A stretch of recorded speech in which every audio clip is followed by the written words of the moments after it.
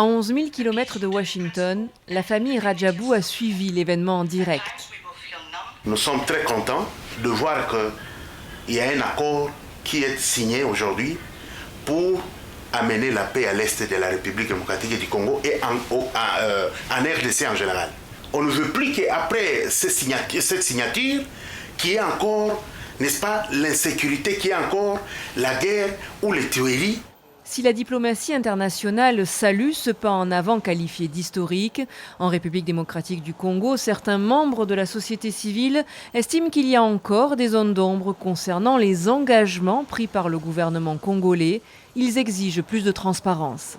Notamment le fait que l'on ne parle plus de retrait des troupes rwandaises comme préalable, mais qu'il faut synchroniser le retrait avec la neutralisation des FDLR.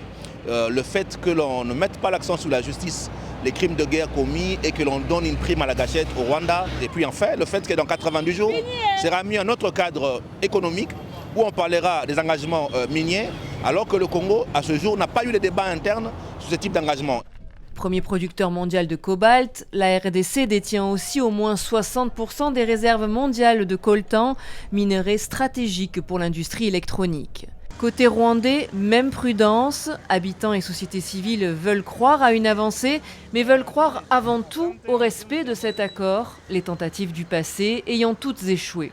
De nombreux Rwandais travaillaient au Congo, mais à cause de l'insécurité, c'était devenu impossible. Si ces accords sont respectés et que tout se déroule sans heurts, ce sera bénéfique pour les deux parties. Nous aurons vraiment confiance dans ces accords que quand ils auront commencé à montrer des effets. C'est-à-dire le mouvement des populations sera encore libre, vraiment les hostilités vont cesser et puis nous verrons plus clair dans le mécanisme de réintégration des forces armées, par exemple, des différents groupes rebelles.